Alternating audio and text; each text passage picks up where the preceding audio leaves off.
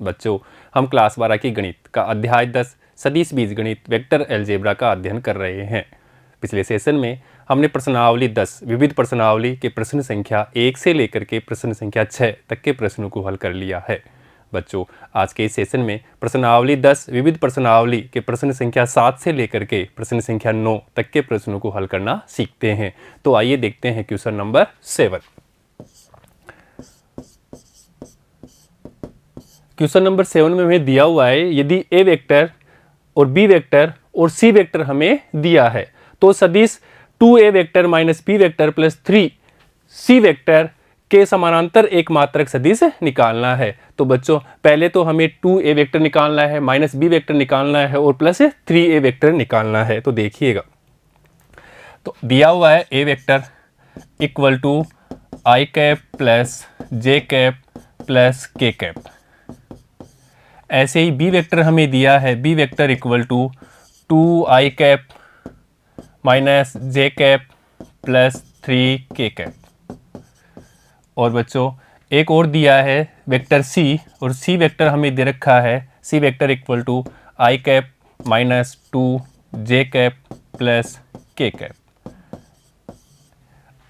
अब हमें पूछा है कि 2a vector minus B vector plus 3c vector के समानांतर हमें एक सदिश निकालना है। तो पहले तो इसको सोल्व करते हैं। इसलिए समीकरण 1 से 2a vector equal to 2i cap plus J cap plus K cap, 2 से मल्टीप्लाई करेंगे तो 2i cap plus 2j cap plus 2k cap.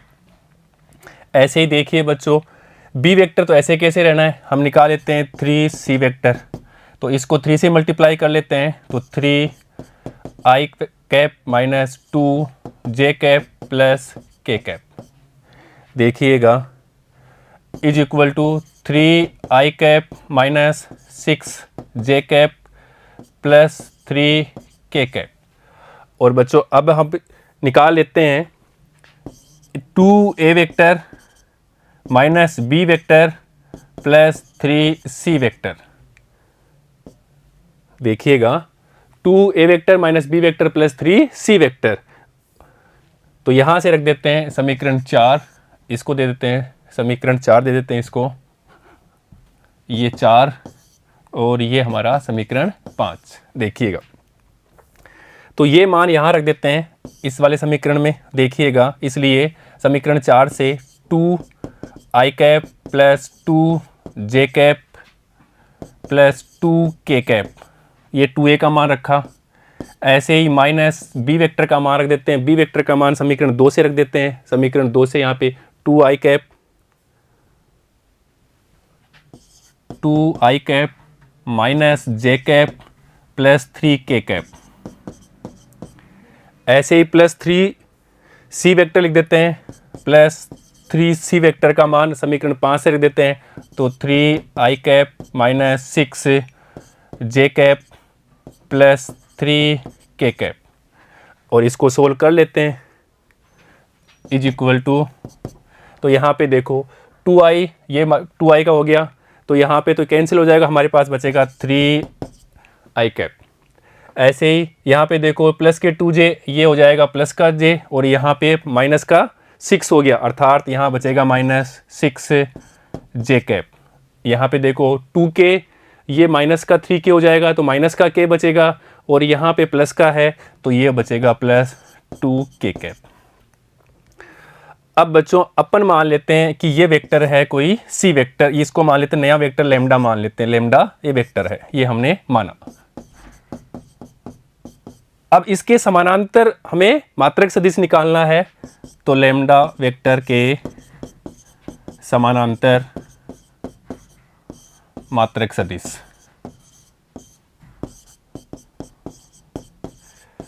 और वो होता है बच्चों lambda cap equal to lambda vector upon lambda vector का मापांक। और लेमडा वेक्टर यहाँ से है, हमने माना है इसको देते हैं समीकरण अपन 6। तो देखिएगा, इसलिए लेमडा कैप मात्रक सदिश is equal to 3i cap minus 3j cap plus 2k cap plus 2 K cap upon इसका मात्रक निकाल लेते हैं, समीकरण 6 का मापांक निकाल लेते हैं, अर्थात 3 का स्क्वायर प्लस -3 का स्क्वायर प्लस 2 का स्क्वायर और अंडर रूट ले लेते हैं इसका। ये बच्चों अंडर रूट ले लिया। सोल्व करते हैं इसको तो 3i cap minus 3j cap plus 2k cap upon 9 plus 9 plus 4 का अंडर रूट। तो देखिएगा बच्चों 3i cap minus 3j cap plus 2k cap upon में हो जाएगा यहाँ पे 22 का अंडर रूट। बच्चों इसको अलग अलग घटक के रूप में लिख लेते हैं, इसलिए lambda cap equal to 3/√22 i cap minus 3/√22 j cap plus 2/√22 k cap. और यही हमें क्वेश्चन में पूछा है, हमारा आंसर है। तो ऐसे हम इस क्वेश्चन को सोल्व कर लेते हैं बच्चों। ठीक है बच्चों, नेक्स्ट देखते हैं क्वेश्चन नंबर 8। और क्वेश्चन नंबर 8 अच्छा क्वेश्चन है, इंपॉर्टेंट क्वेश्चन है, समझिएगा। दर्शाइए कि बिंदु ए के निर्देशांक हमें दिया है 1, -2, -8, ऐसे ही बी के निर्देशांक हमें दिया है 5, 0, -2 और सी बिंदु के निर्देशांक 11, 3, 7 ये संरेख हैं, ये हमें दर्शाना है। और बी द्वारा ए सी को विभाजित करने वाला अनुपात भी ज्ञात करना है, अर्थात ये बाह्य विभाजन है, अंतर विभाजन है, वो भी हमें पता करना है कि किस अनुपात में ये विभाजित कर रहा है। तो देखिएगा, तो सबसे पहले तो हम मान लेते हैं कि ये अपने पास माना ये ए बिंदु है, ये बी है और यहाँ पे अपन ले लेते हैं ये बच्चों सी है और ये एक बिंदु बी है और इसके निर्देशांक हमें दे रखे हैं 1, -2, -8। ऐसे बी बिंदु के कोऑर्डिनेट हमें दिए हैं 5, 0, -2 और सी बिंदु के निर्देशांक हमें दे रखे हैं 11, 3, 7। मान लेते हैं अपना यहाँ पे है मूल बिंदु है O, इसका स्थिति सदिश हो गया OC स्थिति सदिश, ऐसे इसका OB स्थिति सदिश और ये OA स्थिति सदिश। अब देखिए बच्चों, ये अपना वेक्टर हो गया OA वेक्टर, ऐसे यहाँ पे OB स्थिति सदिश और ये हो जाएगा OC स्थिति सदिश। देखिएगा, तो पहले तो हमें संरेख है, ये एक ही रेखा में है, यहाँ पे थीटा कितना है 0 डिग्री है, वो पता कर लेते हैं। उसके लिए अपन बात करते हैं कि पहले अपन यहाँ पे त्रिभुज का योग अर्थात सदिशों के योगफल से हम यहाँ यूज कर लेते हैं। तो अपन पहले निकालते हैं ए बी वेक्टर और ए बी वेक्टर के लिए हमें निकालना पड़ेगा यहाँ से ओ बी स्थिति सदिश माइनस ओ ए स्थिति सदिश। तो देखिएगा, तो पहले अपन ओ ए स्थिति सदिश निकाल लेते हैं। ओ ए स्थिति सदिश, ओ ए स्थिति सदिश वो हो जाएगा आई cap minus 2 J cap minus 8 K cap.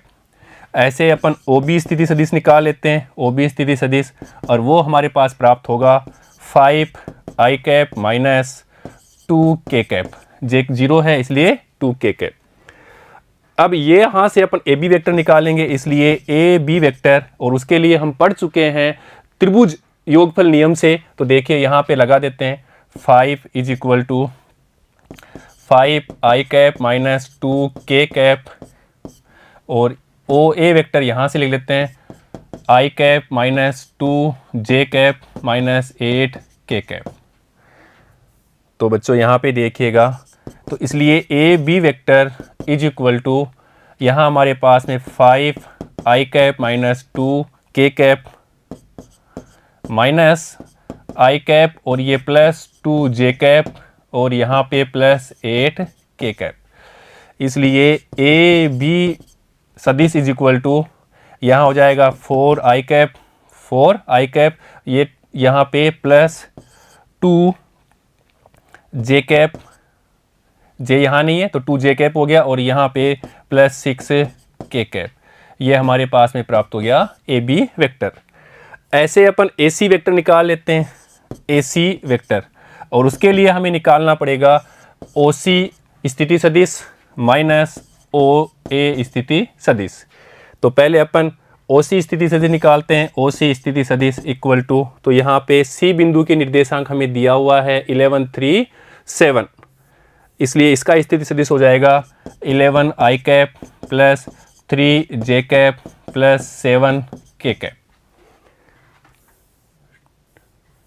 ऐसे हमें निकालना है ओ ए स्थिति सदिश, और वो तो हम पहले निकाल चुके हैं। यहाँ पे देखो बच्चों, ओ ए स्थिति सदिश, ओ ए स्थिति सदिश वो हम यहाँ पे निकाल चुके हैं, उसी को लिख लेते हैं। I cap minus 2j minus 8k, I cap minus 2j cap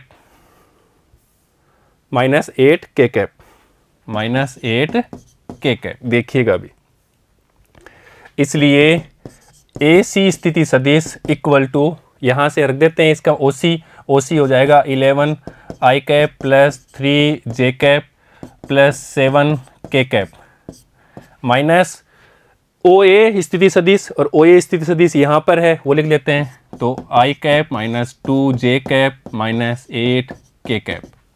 ठीक है बच्चों, अब इसको सोल्व करते हैं यहाँ से, इसलिए 11i और यहाँ पे हो जाएगा तो ये हो जाएगा 10 आई कैप, 3j है और ये प्लस का हो जाएगा तो प्लस 5 जे कैप, यहाँ पे देखो 7 है और ये प्लस का हो जाएगा तो प्लस 15 के कैप।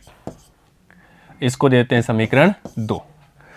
अब देखिए यहाँ पे ये है ए सी वेक्टर, तो ए सी सदिश इज इक्वल टू, यहाँ से अपन 5 कॉमन लेते हैं तो 5, तो ये हो जाएगा 2 I cap plus J cap plus 3 K cap. इसको देते हैं समीकरण 3। ऐसे ही ए बी वेक्टर को देखियो बच्चों, ए बी वेक्टर हमारे पास प्राप्त हुआ था, ए बी स्थिति सदिश is equal to 4i plus 2j, 4i cap plus 2j cap plus 6k cap, 6k cap. यहाँ से अपन 2 कॉमन ले लेते हैं यहाँ से, तो देखिएगा 2 कॉमन ले लिया तो 2i कैप रिमेनिंग बच गया, यहाँ पे j कैप बच गया और यहाँ पे 3 बच गया, 3k कैप। समीकरण 4। अब देखो बच्चों यहाँ पे इसको अपन लिख सकते हैं इन दोनों समीकरण 3 और 4 से, समीकरण 3 व 4 से। तो देखिएगा समीकरण 3 और 4 से अपन यहाँ पे लिखते हैं कि ए सी वेक्टर, यहाँ लिखें अपन A C vector upon 5 equal to 2 I cap plus J cap plus 3 K cap. और बच्चों यहाँ से देखो, यहाँ पे हमें ए बी वेक्टर मिल जाएगा, इसकी जगह ए बी वेक्टर का मान लिखें तो क्या लिखेंगे, ए बी वेक्टर बाई 2। तो देखिए इसलिए A C vector upon 5 equal to, यहाँ पे लिखेंगे ए बी वेक्टर बाई 2।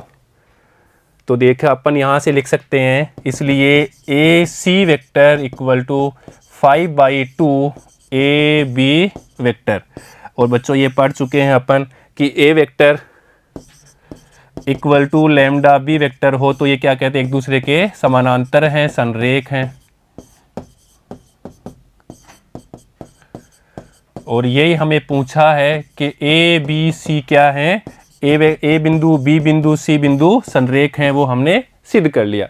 और बच्चों इसको क्रॉस प्रोडक्ट से भी कर सकते हैं, समीकरण 3 और 4 से हम क्रॉस प्रोडक्ट करते हैं तो उससे भी अपन इसको सोल्व कर सकते हैं। देखिएगा बच्चों, A B vector cross A C vector is equal to I J के।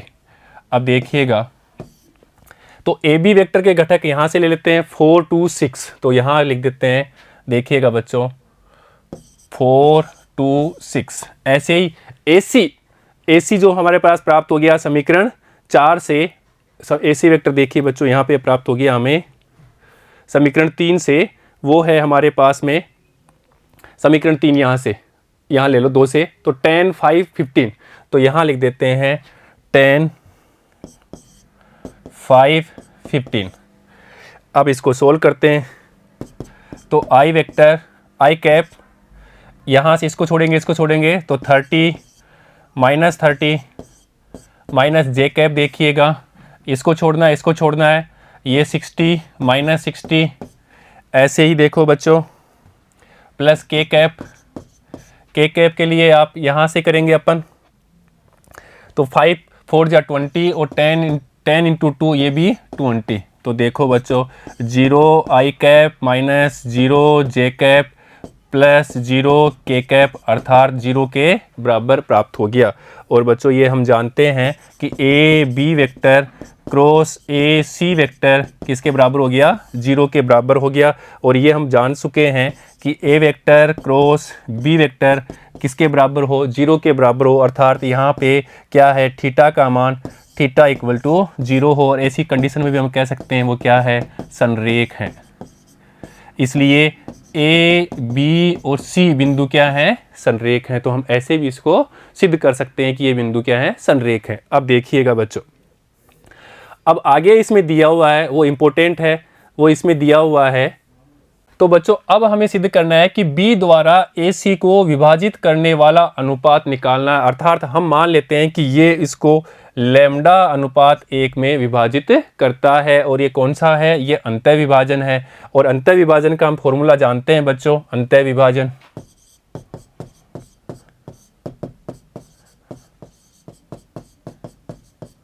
अंतः विभाजन वो हम पढ़ चुके हैं कि vector R vector equal to M B vector plus N A vector upon M plus N होता है।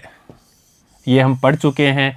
जहाँ पे किसमें अनुपात में विभाजित किया था, एम अनुपात एम में था, एम रेशियो एन में था। और यहाँ पे हमने रेशियो माना लैम्डा रेशियो 1 माना। तो हमें पहले निकालना है ओ ए स्थिति सदिश और फिर निकालना है ओ सी स्थिति सदार्थ। ये हो जाएगा वेक्टर ए और ये हो जाएगा वेक्टर बी। तो देखते हैं यहाँ पे पहले, और वो निकाल चुके हैं ओ ए स्थिति सदिश। तो देखो बच्चों ओ ए स्थिति सदिश वो यहाँ से अभी निकाला था हमने, आई cap minus 2 J cap minus 8 K cap. ऐसे यहाँ से देखो ओ सी स्थिति सदिश, ओ सी स्थिति सदिश यहाँ से हो जाएगा 11 आई कैप प्लस 3 जे कैप और प्लस 7 के कैप। अब देखो बच्चों यहाँ पे अपन रेशियो में दे रखा है, हमने मान लिया, माना अनुपात है, माना अनुपात, वो अनुपात लैम्डा अनुपात 1 में हम मान लेते हैं। और इसी अनुपात को हमें निकालना है। यही तो हमें क्वेश्चन ने पूछा है कि इसका अनुपात क्या है, और उस अनुपात को हमने लैम्डा रेशियो 1 में मान लिया। अब देखिए बच्चों, और यहाँ पे आर वेक्टर है, वो आर वेक्टर कौन सा है, ये स्थिति सदिश है, वो है अपना O B vector, O B vector वही है हमारा आर वेक्टर। अंतः विभाजन है, ये है ओ बी स्थिति सदिश, वही क्या है यहाँ पे आर वेक्टर है। और उसका मान यहाँ से प्राप्त हो जाएगा। तो यहाँ लिख देते हैं R vector equal to 5 I cap minus 0 है तो 2 के कैप। अब देखिएगा, अब इस फॉर्मूले का इस्तेमाल कर लेते हैं जो हम पढ़ चुके हैं। इस फॉर्मूले का इस्तेमाल, आर वेक्टर क्या है, ओ बी वेक्टर, तो यहाँ पे अपन लिख देते हैं। इसलिए देखिएगा आर वेक्टर के लिए लिख देंगे 5 I cap minus 2 K cap is equal to, अनुपात से लिखते हैं, एम है अपने पास लैम्डा और बी वेक्टर है, बी वेक्टर अपने पास कौन सा हो गया, ये 11 वाला। तो यहाँ से रख देते हैं लैम्डा बी वेक्टर ये वाला है, तो 11 आई कैप प्लस 3 जे कैप प्लस 7 के कैप प्लस एन, और प्लस एन है, एन अपने पास में 1 है 1, और वेक्टर ए, और ए वेक्टर कौन सा हो जाएगा, ए वेक्टर ये हो जाएगा। तो यहाँ लिख देते हैं I cap minus 2 J cap minus 8 K cap upon M plus N अर्थात लैम्डा प्लस 1। तो बच्चों ये फॉर्मूले का इस्तेमाल करके इसको सोल्व कर रहे हैं। अब देखिएगा, तो 5 I cap minus 2 K cap equal to, यहाँ पे इसको मल्टीप्लाई कर लेते हैं, तो 11 लैम्डा आई कैप प्लस 3 लैम्डा जे कैप प्लस 7 लैम्डा के कैप, और 1 से करेंगे तो यही संख्या रहेगी आई cap minus 2 J cap minus 8 K cap upon में अपने पास में लैम्डा प्लस 1। दो सदिश का योग कर लेते हैं यहाँ पे, इसलिए 5 I cap minus 2 K cap equal to 11 lambda plus 1 I cap. ऐसे यहाँ पे देखो plus 3 lambda minus 2 J cap, ऐसे यहाँ पे देखो plus 7 lambda minus 8 K cap upon ले लेते हैं लैम्डा प्लस 1। अब बच्चों तुलना कर लेते हैं यहाँ पे x घटक की तुलना करने पर। तो बच्चों x घटक की तुलना कर लेते हैं केवल अदिश घटक जो कि x घटक की, अर्थात यहाँ पे 5x घटक इक्वल टू, और यहाँ पे देखो 11 लैम्डा प्लस 1 अपॉन में रहेगा लैम्डा प्लस 1। ये हम तुलना करके, इसलिए यहाँ पे क्रॉस मल्टीप्लाई किया तो 5 lambda plus 5 equal to 11 lambda plus 1। देखिएगा तो 5 माइनस 1 इक्वल टू, यहाँ पे लिखा हमने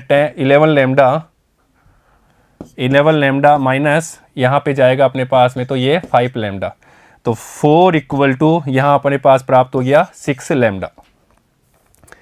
इसलिए लैम्डा इक्वल टू 4/6 अर्थात 2/3 प्राप्त हो गया। और बच्चों हमने माना था अनुपात हमने लैम्डा अनुपात 1 लिया था, इसलिए 2/3/1 अर्थात ये प्राप्त हो गया 2:3, और यही हमारा आंसर है। यही हमें पूछा है कि किस अनुपात में है, तो वो हमने अनुपात लैम्डा अनुपात 1 माना था, और उसके लिए हमने क्या किया, ये जो अंतः विभाजन है उस फॉर्मूले का इस्तेमाल किया। ये फॉर्मूला हमें आना चाहिए अंतः विभाजन का, और इसमें a वेक्टर b वेक्टर का मान हमने निकाल लिया, और जो m अनुपात n रेशियो है उसको हमने लैम्डा रेशियो 1 में माना है, और फिर इस फॉर्मूले में इस मान रख करके कंपेयर करके हमने लैम्डा का मान निकाल लिया। ठीक है बच्चों, नेक्स्ट देखते हैं क्वेश्चन नंबर 9। दो बिंदु दे रखे हैं, P बिंदु अपने पास है 2a vector plus b vector, और Q बिंदु है a vector minus 3b vector को मिलाने वाली रेखा को 1:2 के अनुपात में बाह्य विभाजित करने वाले बिंदु R का स्थिति सदिश ज्ञात कीजिए, और यह भी दर्शाइए कि बिंदु P रेखाखंड RQ का मध्य बिंदु है। बहुत अच्छा क्वेश्चन है, ये भी अच्छा क्वेश्चन है बच्चों। देखिएगा हमें दे रखा है, मान लेते हैं ये अपने पास में एक बिंदु है P, ये बिंदु P है, और एक बिंदु यहाँ ले लेते हैं Q, और P बिंदु के हमें जो दिए हुए हैं वो दिया है 2a vector plus b vector. ऐसे ही Q बिंदु के हमें स्थिति सदिश दे रखे हैं a vector minus 3b vector, और मान लेते हैं बच्चों यहाँ पे है अपना ओरिजिन O, और इसको मिलाया तो OA, और ये मिलाया तो OB, ये स्थिति सदिश प्राप्त हो गया। अब देखिएगा इसके निर्देशांक ले लेते हैं 0 0 0। तो पहले तो अपन यहाँ पे दिया है कि ये क्या कर रखा है कि ये क्या है, देखिए यहाँ पे को मिलाने वाली रेखा 1:2 में 1:2 के अनुपात में बाह्य विभाजित करने वाले बिंदु R का स्थिति सदिश हमें ज्ञात करना है। तो अपन मान लेते हैं एक बार कि बाह्य विभाजित कर रहा है, मान लो ये बिंदु R, यहाँ पे मान लेते हैं R, ठीक है, और यहाँ से पूछ रहा है इसका स्थिति सदिश, ये इसको R हमें ये पूछ रहा है, OR ये वाला हमें पूछ रहा है। ठीक है बच्चों, अब देखिएगा तो ये कौन सा विभाजन है, बाह्य विभाजन है।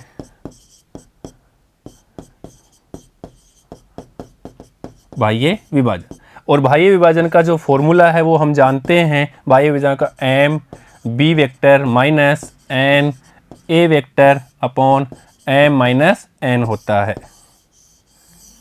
ये फॉर्मूला हमें आना चाहिए। अब यहाँ से हमें पहले हम OR वेक्टर निकाल लेते हैं, अर्थात ये R वेक्टर ही है, इसलिए OR स्थिति सदिश इक्वल टू m अनुपात n, वो रेशियो हमें दिया हुआ है यहाँ पे 1:2, तो यहाँ हमारे पास में था m अनुपात n, वो हमें दिया 1:2। ठीक है बच्चों, 1:2 दिया हुआ है। अब देखिए फॉर्मूला लगा देते हैं यहाँ से, इसलिए OR वेक्टर m अपने पास में 2, और B वेक्टर लेना है तो B वेक्टर अपने पास में ये है, यहाँ वाला B vector A vector minus 3B vector minus n का मान यहाँ पे है। देखो बच्चों m का मान हमने यहाँ से एक देखिएगा m है अपने पास में 1, और B वेक्टर दे रखा है, B वेक्टर है ये वाला A vector minus 3B vector minus N है हमारे पास 2 और वेक्टर ए वेक्टर ये वाला है, इसलिए 2a vector plus b vector upon में 1 माइनस 2। तो देखिए यहाँ से हमें OR वेक्टर प्राप्त होगा, स्थिति सदिश जो ये पूछा है। तो इसको सोल्व कर लेते हैं पहले। तो a vector minus 3b vector, यहाँ पे भी कर लेते तो माइनस 4a वेक्टर और ये माइनस 2b वेक्टर अपॉन में -1। OR स्थिति सदिश इक्वल टू a यहाँ पे है या -4a है, अर्थात -3a वेक्टर -3b और -2b अर्थात -5b वेक्टर अपॉन -1। इसलिए OR वेक्टर इक्वल टू, यहाँ से अपन माइनस कॉमन ले लेते हैं तो 3a vector plus 5b vector upon -1। ये माइनस से माइनस कैंसिल, इसलिए OR स्थिति सदिश equal to 3a vector plus 5b vector. एक तो हमें यही पूछा है, ये हमारा आंसर आ गया। एक तो हमें यही पूछा है कि ये इसका स्थिति सदिश क्या होगा, R का स्थिति सदिश ज्ञात कीजिए। वो हमने ये स्थिति सदिश OR R माना था, ये हमने ज्ञात कर लिया। और इसी को हमने R भी माना था, या तो इसको लिख सकते हैं R vector equal to OR स्थिति सदिश लिखो या R वेक्टर लिखो 3a vector plus 5b vector, बात एक ही है। अब इसमें दूसरी बात दिया हुआ है, वो देखिए बच्चों, क्वेश्चन में दे रखा है। ये भी दर्शाइए कि यहाँ पे अपन दूसरी बात भी कर लेते हैं। उसके लिए देखो बच्चों, बिंदु P रेखाखंड, ये बिंदु P है और रेखाखंड अपना ये वाला रेखाखंड PQR, इस रेखाखंड का ये क्या है, बिंदु P मध्य बिंदु है, ये हमें पता करना है। और ये मध्य बिंदु है इसलिए हम जानते हैं, तो यहाँ से लिख लेते हैं O, ये वाला स्थिति सदिश OP स्थिति सदिश इक्वल टू, यहाँ से OQ स्थिति सदिश OQ स्थिति सदिश प्लस OR स्थिति सदिश, वो हमने निकाल लिया, OR स्थिति सदिश अपॉन 2, ये बराबर आ जाए तो हम कह देंगे कि P मध्य बिंदु है।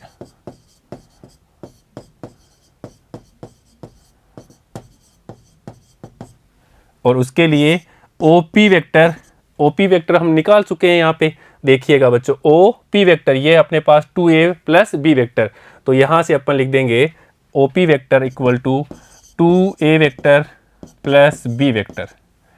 ये किसके बराबर है, इज इक्वल टू, यहाँ पे देखिए OQ वेक्टर, और OQ वेक्टर यहाँ से है a माइनस 3b, तो यहाँ लिखते हैं a vector minus 3b vector plus OR vector अभी हमने निकाल ही लिया, यही तो है OR vector 3a plus 5b, तो यहाँ पे लिख देते हैं 3a vector plus 5b vector upon का ये 2। इसको सोल्व करते हैं राइट साइड को, तो देखिएगा a वेक्टर और 3a वेक्टर ये हो जाएगा 4a vector minus 3b vector और प्लस 5b वेक्टर, तो यहाँ प्राप्त होगा प्लस 2b वेक्टर अपॉन 2।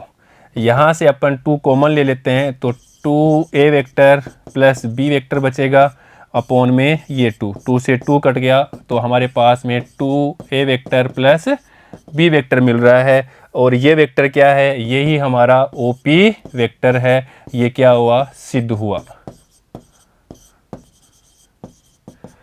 अर्थात हम कह सकते हैं कि जो P बिंदु है वो क्या है, यहाँ पे उसके मध्य बिंदु है बच्चों। यही हमें पूछा है क्वेश्चन में, वो हमने सिद्ध कर दिया कि जो बिंदु P है, यहाँ देखिए बिंदु P रेखाखंड RQ का मध्य बिंदु है, और वो हमने यहाँ से सिद्ध कर लिया कि उसका मध्य बिंदु है। ठीक है बच्चों, नोट करिएगा। तो बच्चों आज हमने इस सेशन में प्रश्नावली 10 विविध प्रश्नावली के प्रश्न संख्या 7 से लेकर के प्रश्न संख्या 9 तक के प्रश्नों को हल करना सीखा है। बच्चों नए सेशन में प्रश्नावली 10 विविध प्रश्नावली के प्रश्न संख्या 10 और उसके आगे के प्रश्नों को हल करना सीखेंगे। ठीक है बच्चों, धन्यवाद।